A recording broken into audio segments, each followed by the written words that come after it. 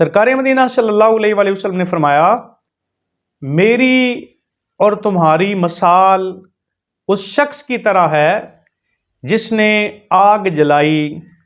جب آگ روشن ہو گئی اس کا جو ارد گرد تھا اس میں جتنے کیڑے مکوڑے ہیں اور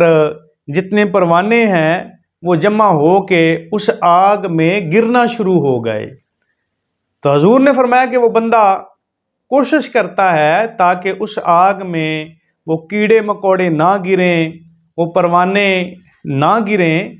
لیکن وہ پروانے اور کیڑے مکوڑے اس کے اوپر غالب آ جاتے ہیں اور اس کے اندر گر جاتے ہیں۔ آقا علیہ السلام نے فرمایا اسی طرح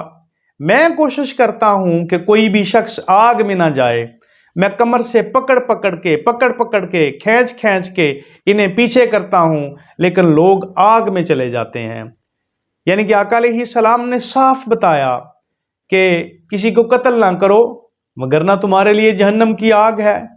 کوئی جھوٹی گواہی نہ دو، زنا کی طرف نہ جاؤ، کوئی ایسا جملہ نہ کرو، خلاف شرع کام نہ کرو۔ حضور تو بار بار فرما رہے ہیں، کیونکہ آقا علیہ السلام نے فرمایا میں تو اس بات کو بھی پسند نہیں کرتا کہ میرا کوئی بھی امتی کسی تکلیف میں ہو۔ حضور یہاں تک آپ نے فرمایا میں یہ چاہتا ہوں کہ آپ لوگ ہر وضو کے ساتھ مسواک کریں، لیکن فرمایا کہ یہ تھوڑا سا مشکل ہے، دشوار ہے، تو دشواری کی وجہ سے میں نے اپنی امت پہ روک دیا کہ وہ ہر وضو کے ساتھ وہ مسواک کریں، کیونکہ اس کے لیے دقت ہوتی ہے کہ بندہ ہر وضو کے ساتھ مسواک کرنا اس کے لیے مشکل ہے۔ تو سرکار نے فرمایا میں چاہتا تو ہوں کہ بندہ ہر وضو کے ساتھ مسواک کرے، لیکن اس کے لیے دشواری ہے، اس لیے بندہ نہیں کر سکتا، لیکن مسواک کرے۔ اسی طرح حضور نے فرمایا جو صاحب استطاعت ہیں وہ حج کریں۔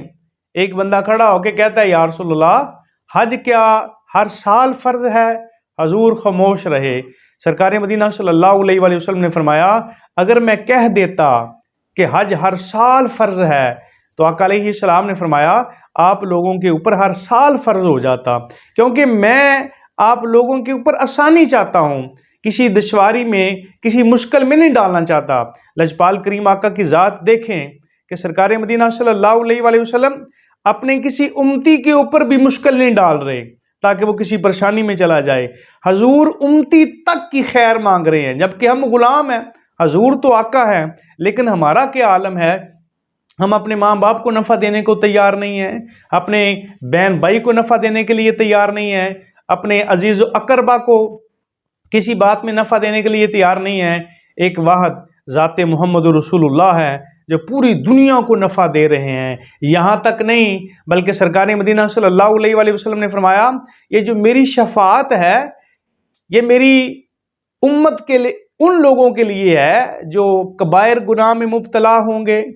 سرکار مدینہ صلی اللہ علیہ وآلہ وسلم نے فرمایا ہر نبی کو اللہ رب العالمین نے ایک خاص دعا عطا فرمائی اور ہر نبی نے وہ دعا دنیا میں کر لی، لیکن میں نے اس دعا کو اپنی آخرت میں اپنے امتیوں کے لیے بچا کے رکھا ہے تاکہ میں اس دعا کے ذریعے اپنی گناہگار امت کی شفاعت کر سکوں۔ دیکھیں حضور دنیا میں مانگ سکتے تھے،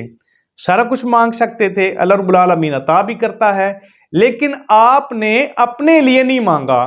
اگر مانگا بھی ہے تو اپنی امت کے لیے مانگا ہے۔ اس دنیا میں بھی امت کی خیر مانگ رہے ہیں اور آخرت میں بھی حضور یہ فرما رہے ہیں کہ میں اپنے گناہگار امتیوں کی شفاعت کروں گا۔ اس لیے گناہ حضور کو پسند نہیں، چلو اپنے لیے نہیں، حضور کی محبت کی خاطر چھوڑ دیں۔ نماز حضور کو پسند ہے، چلو آپ کا دل نہیں بھی کرتا، حضور کی محبت کی خاطر آپ اسے ادا کریں جس کو حضور نے فرمایا کہ میری آنکھوں کی ٹھنڈک ہے۔